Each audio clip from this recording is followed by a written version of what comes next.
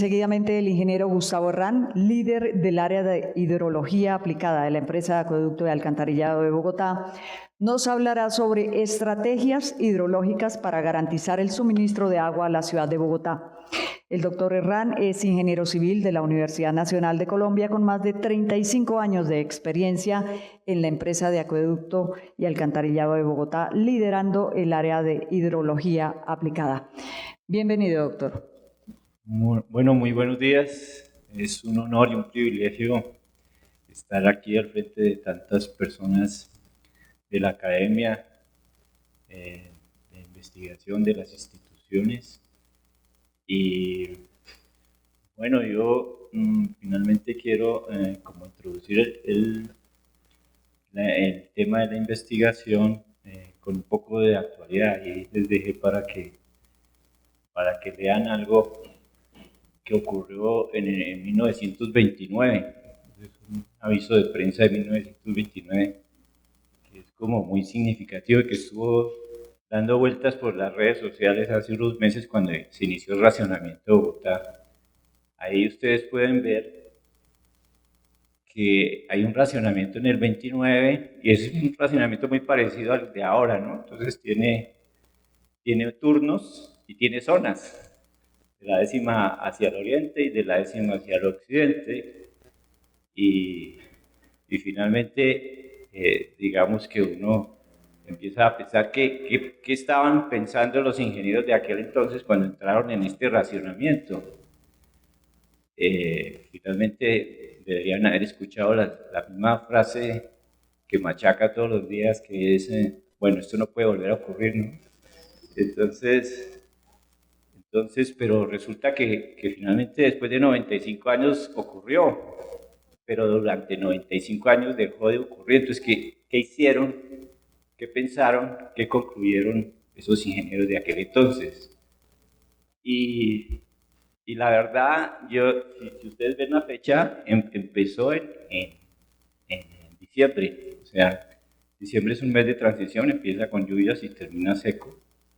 Y finalmente, o sea, ya cuando empezó la temporada de menos lluvias, pues ya estaba empezando el racionamiento. Pero muy seguramente en octubre debieron tener lluvias. Muy seguramente que octubre les llovió. Recuerden ustedes que octubre es un mes lluvioso y noviembre es el más lluvioso aquí en Bogotá. Y adicionalmente, ellos no tenían, el abastecimiento de Bogotá estaba basado en un sistema continuo de tratamiento de las corrientes de los cerros orientales. Es decir, tenían un sistema de abastecimiento a filo de agua, lo que les diera la naturaleza y punto.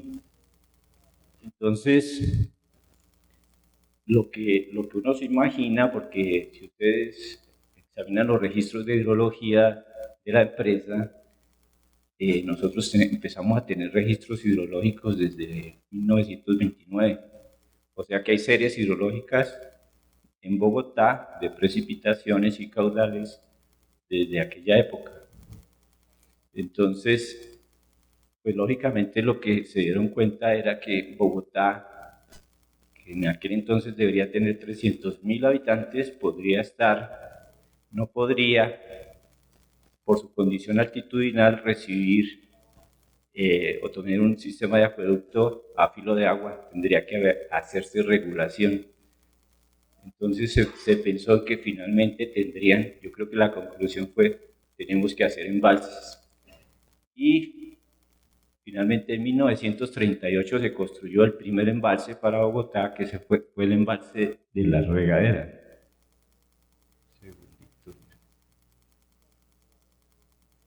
Entonces, ¿qué tenemos aquí? Aquí tenemos pues una fotografía del relieve, una fotografía satelital del relieve de la zona de la sabana de Bogotá.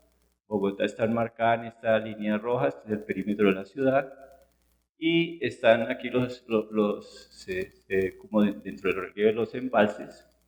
Entonces, ¿qué sucedía? Que Bogotá se desarrollaba hacia el sur. Si ustedes ven, el desarrollo urbanístico debería ser hacia el sur, porque hacia el norte, como dicen los abuelos, quedaban los pantanos, hoy los humedales, desarrollaban hacia el sur, y finalmente, como les cuento, en esta emergencia pensarían, bueno, entonces hay que hacer un embalse en la cuenca del río Tunjuelo y se construyó aquí el embalse La Regadera.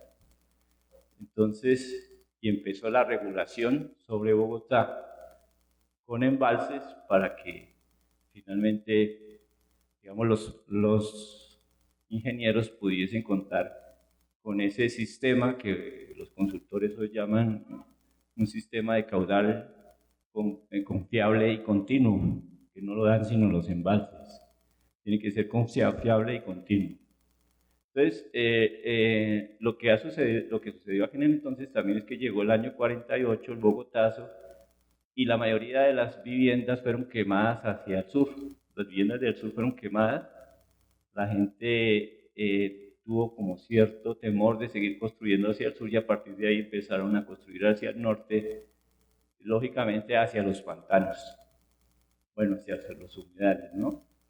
Entonces, generó, digamos, la violencia bipartidista que a su vez generó una demanda de agua y un crecimiento de la población y una demanda de agua mayor que no la podía suplir este embalse. Entonces se pensó que finalmente debería, como la ciudad se desarrollaba hacia el norte, debería haber alguna solución que nos pudiera traer agua del norte.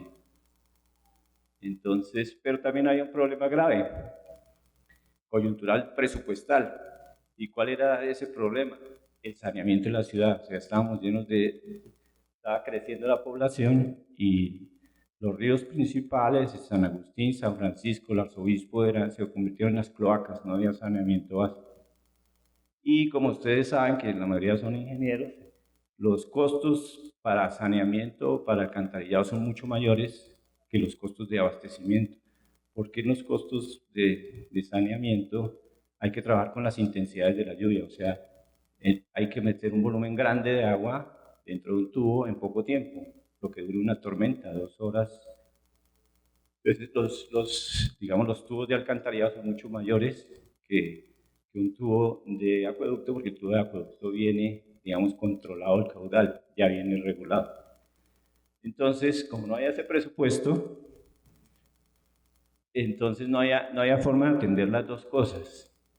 Pero recuerden ustedes que aquí están los grandes, la gran sabana de Bogotá y zonas con grandes cultivos que se inundaban también por las crecientes del río Bogotá. De eso ya se había pensado que se debían construir embalses de amortiguación de crecientes para proteger a los finqueros y los cultivos de ese sector. Esas obras ya estaban muy avanzadas, entonces a los ingenieros de la época, a los consultores, les ocurrió, si un proyecto de abastecimiento tiene 4 etapas, que son construir un embalse, construir unos sistemas de transporte, construir una planta y por último la distribución de ese volumen de agua.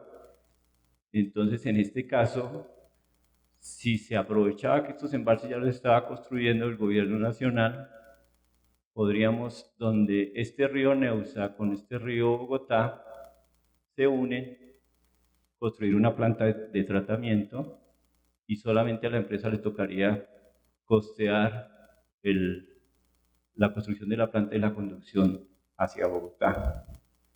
Entonces, así fue, así se hizo.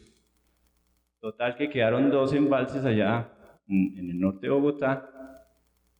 Este embalse de Tominé se construyó posteriormente por la empresa de energía, aún es propiedad del grupo de energía, y se quedaron esos 3 embalses sobre la región andina. Pero el problema siguió, o sea, ¿cuál era el problema? El crecimiento de la población, que se duplicaba casi 10 años, se duplicaba la población.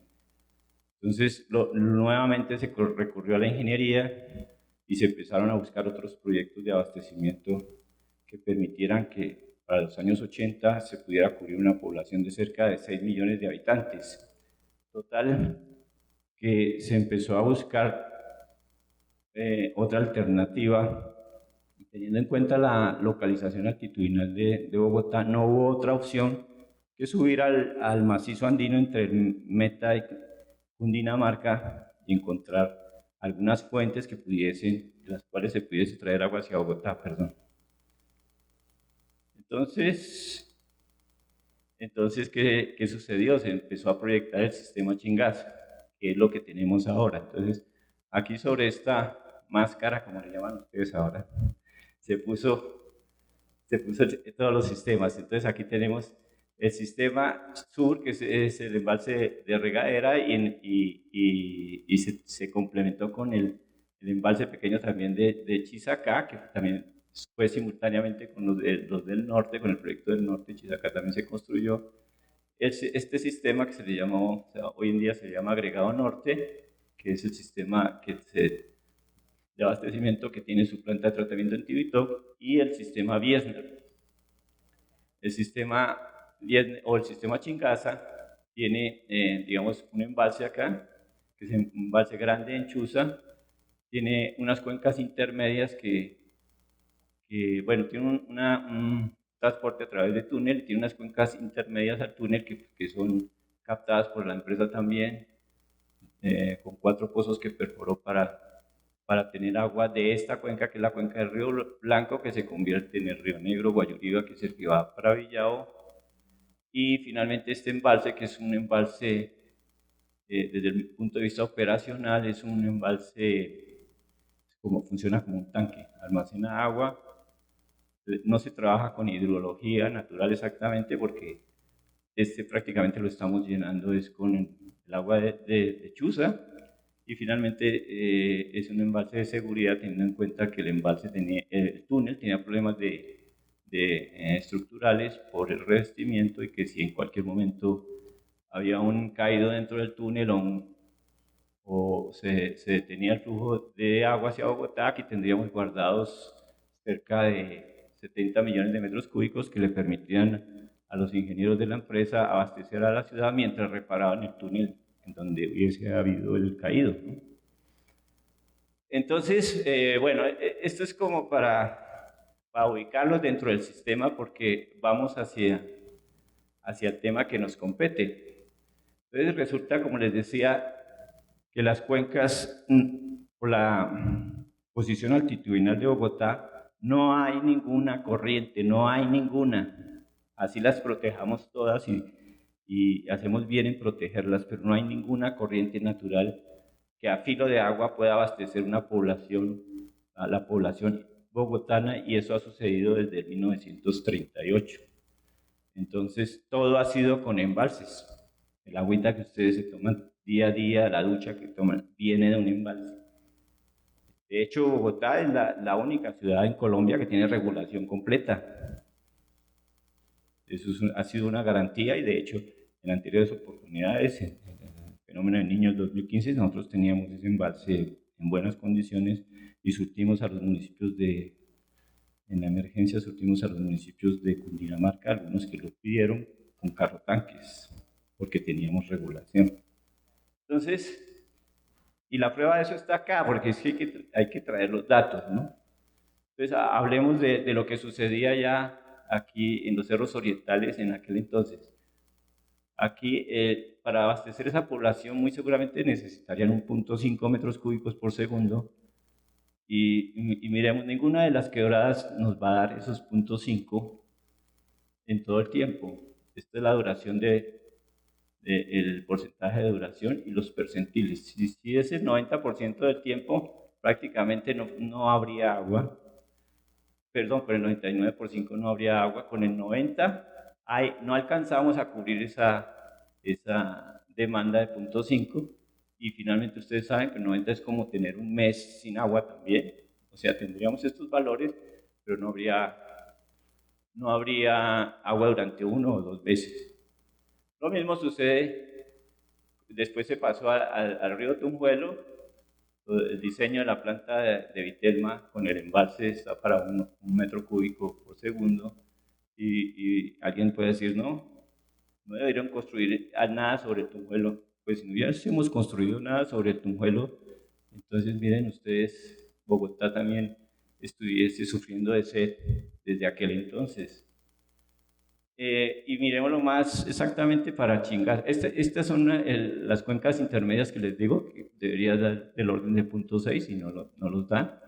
Y el caso más diciente, que es el caso de la demanda en Biesner, 11.5, que estamos tratando actualmente. La naturaleza está regulando 11.5, el embalse está regulando 11.5. Y fíjense ustedes, ni siquiera el río Guatiquía, que todo el mundo habla del río Guatiquía y su gran caudal, da 1, y sumado con el Chuza, estarían cerca de 2.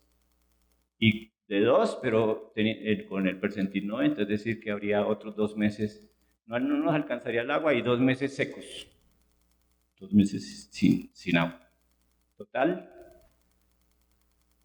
sin embalses, Bogotá no hubiese podido tener agua. Entonces, bueno, ¿qué pasó? Pues ya tenemos como la ingeniería trabajando en las mediciones. Esos ingenieros empezaron a medir y entendieron que la naturaleza se deja medir, ¿no? Y hay que sacar, y esas mediciones dan datos, y esos datos dan series históricas, dan series de tiempo, y esas series de tiempo pues permiten planificar y permiten a su vez acotar la solución al problema. Entonces ahora como que tenemos un problema, tenemos que trabajar sobre el rigor de la racionalidad y la lógica, que es estudiar los datos. Bueno, entonces bajo ese esquema es que existe a nivel general, y se escucha mucho en las redes sociales, y hay muchas personas que intervienen diciendo pues que la empresa, como les comento, finalmente tuvo que hacer un embalse aquí,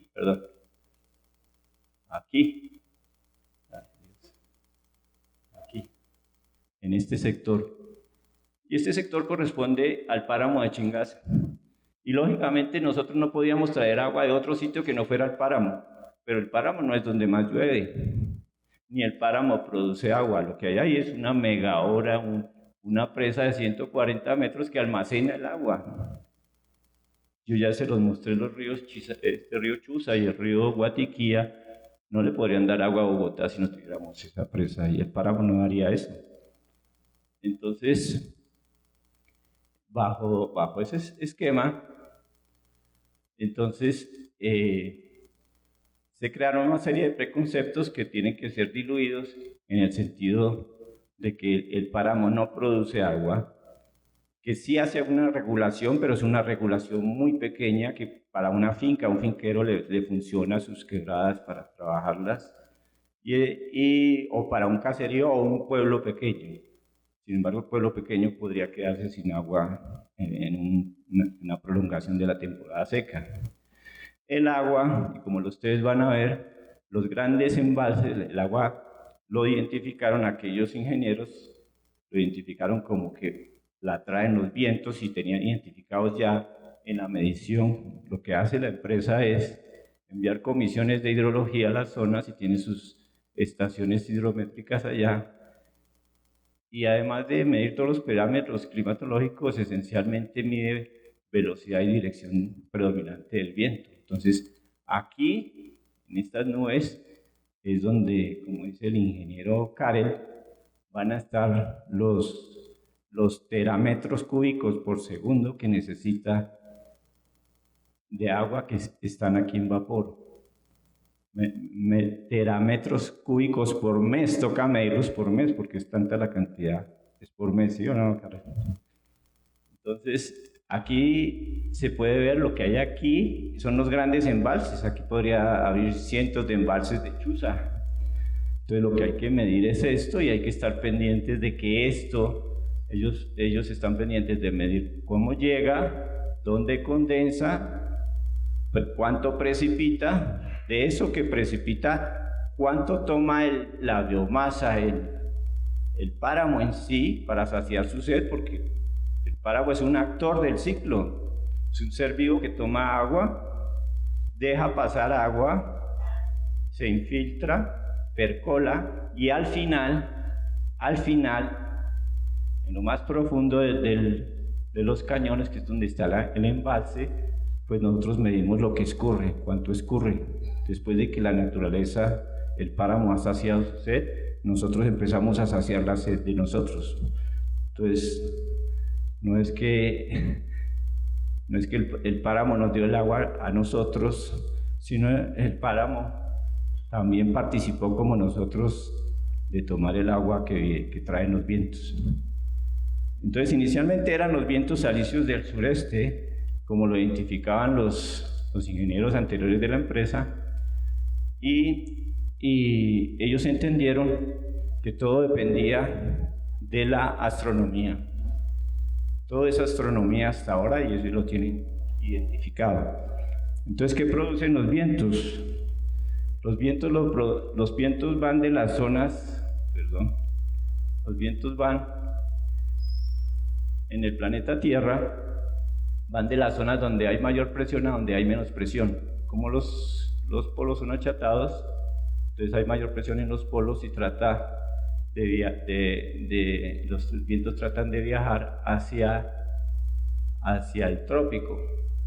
Entonces en su recorrido van recogiendo la humedad y finalmente Colombia queda beneficiada de esa condición astronómica.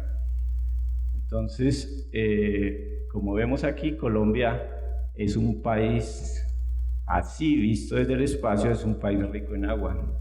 Entonces, tenemos agua. De hecho, de toda Latinoamérica, la mayor precipitación se da en Colombia. Son 3.000, creo que son 3.600 algo, en promedio de todo el país. Eso es mucha agua que hay que utilizar y hay que no se entiende por qué los colombianos no se nos dice como si fuera una profecía, pues que nos vamos a quedar sin agua, ¿no? La ingeniería es la que entra a participar aquí. Así, bueno, entonces, ¿cómo vamos a hacer para gestionar este recurso en esa condición planetaria que tiene Colombia? Entonces, siendo así las cosas, como los vientos vienen de los polos y desde el punto de vista astronómico, la Tierra, el planeta, está girando alrededor del Sol, tiene su eje inclinado 23.5 grados. Esa inclinación del eje hace que la banda de nubes que vienen de los polos, que se llama la zona de confluencia intertropical, viaje o se desplace en dos direcciones durante el año. Entonces, como bien lo decía el doctor Germán Santos, en Brasil en enero y febrero es cuando se presentan las inundaciones. Sí, de hecho, en enero y febrero en los noticieros veo inundaciones en Brasil. Pero a medida que la Tierra se está moviendo alrededor del Sol, asciende la zona de confluencia intertropical y marzo para nosotros ya, aquí en esta condición, Colombia está despejada, es el cielo azul, no hay casi nubosidad, pero cuando empieza a ascender, en marzo hay transición, empieza seco, pero ya termina húmedo. Abril es totalmente tornado y el dicho de abril lluvias mil pues se cumple. Recuerden ustedes sus procesiones, cuando yo era niño en Semana Santa siempre llovía y las procesiones eran pasadas en lluvia. Abril, ¿sí? Mayo lluvioso y junio es transición. Entonces junio empieza húmedo pero termina seco. Julio y agosto ya la zona de confluencia está en Centroamérica y el Caribe y por lo tanto Colombia está despejada. Y cuando sucede eso, empieza a bajar, ya cambia de sentido y empieza a bajar.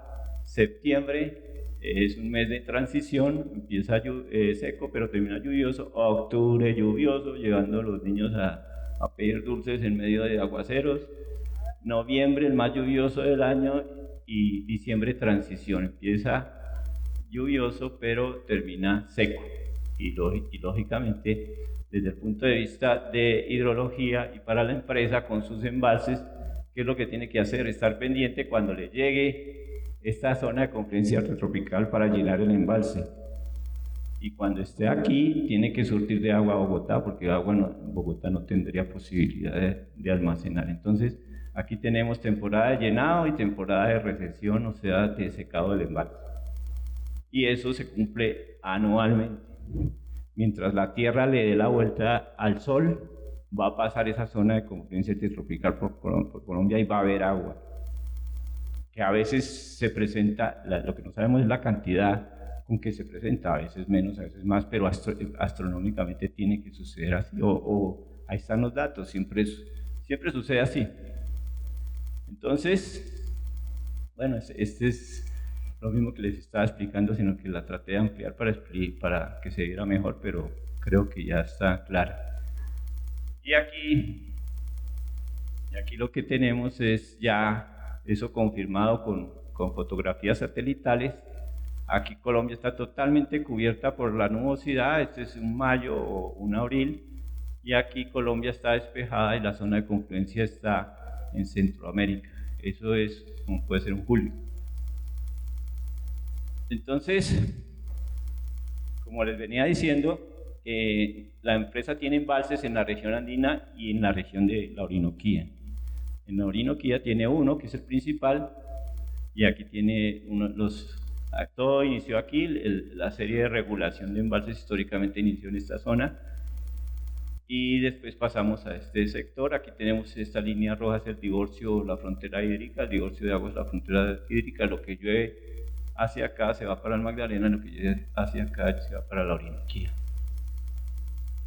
Entonces, teniendo en cuenta eso, vamos a ver los regímenes pluviométricos de las dos zonas. Entonces, hablemos de la zona andina, o sea, aquí los embalses de la sabana. Entonces, como recuerdan ustedes, el desplazamiento de la Z-CID, febrero y marzo son de menos lluvias, enero y febrero, perdón, marzo transición, abril lluvias 1000, mayo llueve, y después empieza a bajar va llegando a Centroamérica, entonces deja de llover, las lluvias son bajas en julio y agosto, y después empieza a desplazarse hacia el sur, y ahora tenemos octubre y noviembre lluviosos. Acordémonos de este valor, 120 milímetros, el mes más lluvioso en la zona andina. Entonces ahora resulta que tenemos el histograma de precipitaciones mensuales del sistema Chingaza, o sea, de la Orinoquía. Y entonces, qué extraño, si el otro tenía dos picos acá, bimodal, y entonces esta distribución es modal con un solo pico, precisamente, y con los valores mucho más altos, casi 3 veces lo que producía noviembre. Cosa rara, ¿no? Entonces, tengo acá. Entonces, ustedes me van a decir, uy, carajo.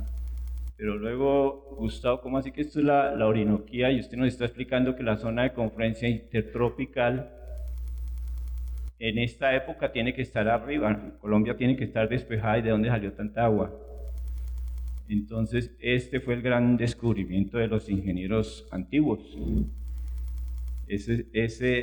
Ellos estaban como bien alineados con la naturaleza y sobre todo alineados con lo que es más importante, con la calidad de vida de los bogotanos. Ellos se dieron cuenta que si aquí, cuando no había agua aquí, podíamos tener agua acá y podíamos llenar embalses casi con 3 veces más del agua que nos podía ofrecer la zona andina.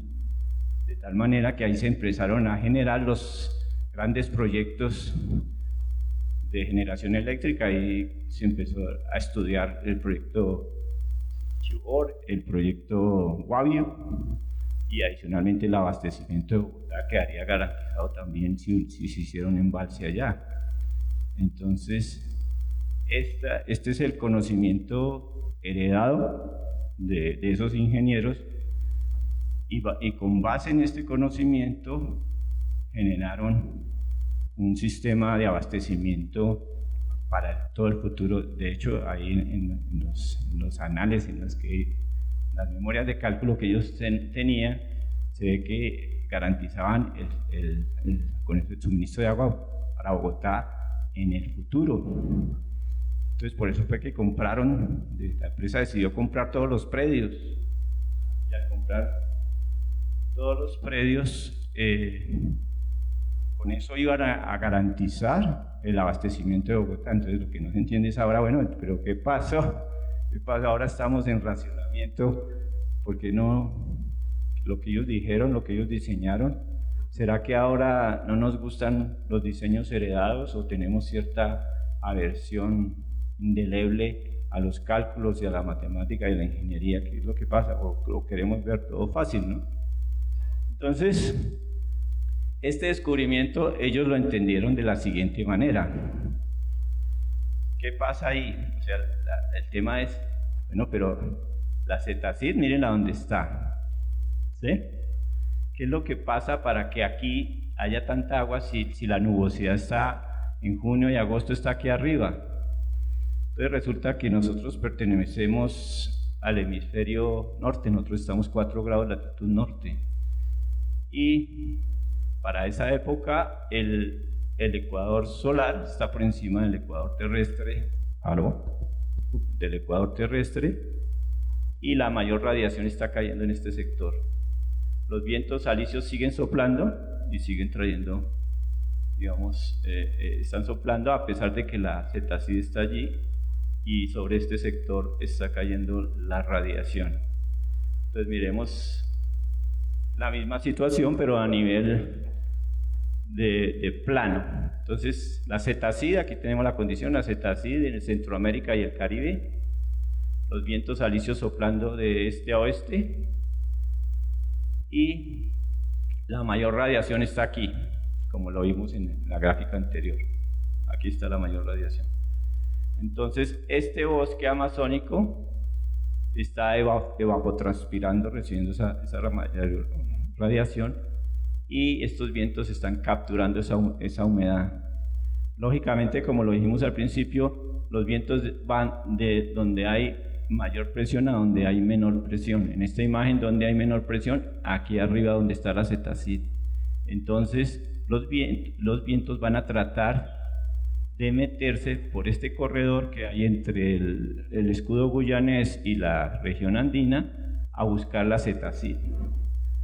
Al hacer eso pasan tangencialmente por el sistema Chingaza, por el páramo, no solamente el páramo Chingaza, sino todo el flanco oriental de la cordillera oriental, y dejan esas cantidades de agua que finalmente se ven aquí en el histograma.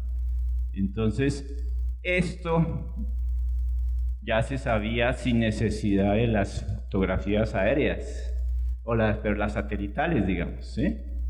De hecho, hace 30 años los venezolanos eran los que nos llamaban y nos preguntaban cuánto estaba lloviendo en Chingaza para ellos proyectar, y cuándo empezaban las lluvias en Chingaza, las lluvias copiosas en Chingaza, para ellos proyectar sus riegos en sus grandes pampas y, bueno, sabanas y toda la parte de la Orinoquía que ellos aprovechaban. Pero después se confirmó, digamos, ya con las fotografías satelitales de esta situación. Entonces, esta situación es la que origina la investigación ya más profunda con la Escuela Colombiana de Ingeniería para ya establecer y los ingenieros que vienen a continuación mía, el ingeniero Carlos Tami, va a hablar de toda la hidrología de este sector de la Amazonía, y va a hablar también, y el ingeniero Carlos Karel hace todo el balance hídrico atmosférico de toda la humedad que viene transportando desde el sur de la Amazonía hasta este sector. Entonces eso es lo que viene a partir de ahora. Yo creo que no los canso más. Bueno, esto es ya una imagen de las que ellos manejan del Centro Europeo del Clima, una imagen satelital, y ahí se ven los vectores de viento. Y aquí, bueno, aquí se marcó como en azulito esa corriente de humedad, que es la que entra por entre el escudo guyanés y la cordillera. Bueno, yo creo que... sí, esta es buena. Entonces, ahora también en televisión se escuchaba, bueno, estamos en racionamiento, entonces hay que hacer embalses, y entonces un periodista decía, pero no, ¿cómo así que hacer embalses? Si luego usted, si hace un embalse, le va a quitar el agua aquí a los que están en la Orinoquía, a las poblaciones más bajas. La empresa no puede hacer eso. Pero este tema se ha discutido mucho desde hace varios años, porque las quejas de Villavicencio y de las poblaciones que quedan aguas abajo de Chingaza son frecuentes, son de dos vías. Cuando a ellos no les llueve y no tienen agua, entonces el acueducto nos quitó el agua, ¿sí? Nos están robando el agua.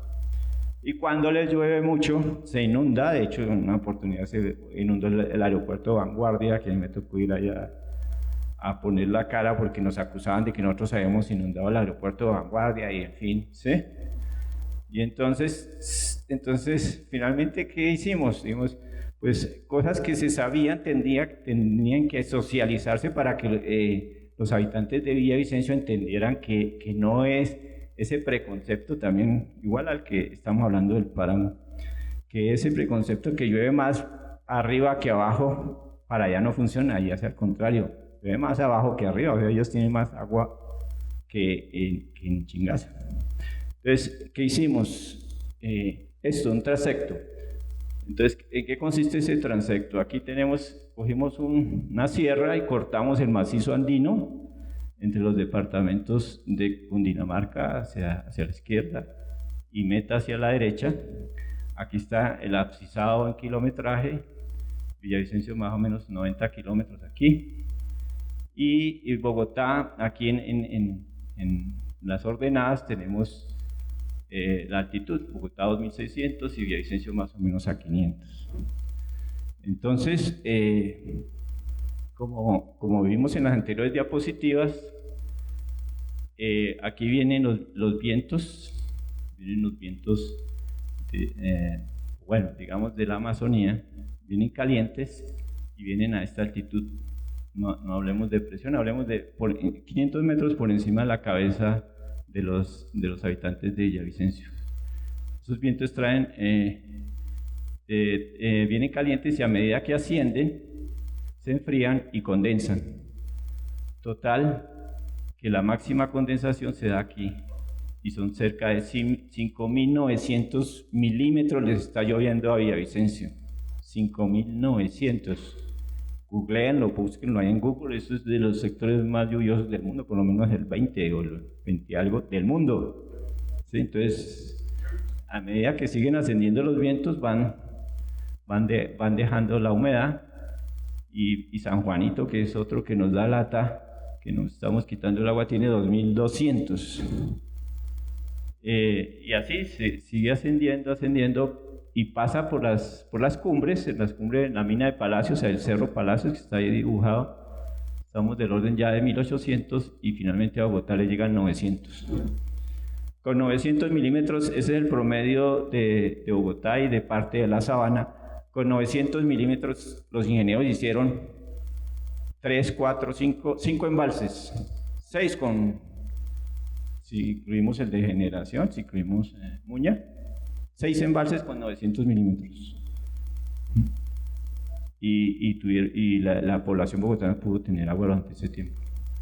Aquí tenemos 1.800, bueno, en fin. Lo cierto es que aquí, si se quisiese hablar de la mina de agua, de la fábrica de agua, como los ponen, la fábrica de agua no está aquí en el páramo, la fábrica de agua está aquí en la cabeza de los habitantes de Villavicencio. Entonces no se entiende por qué Villavicencio no tiene agua.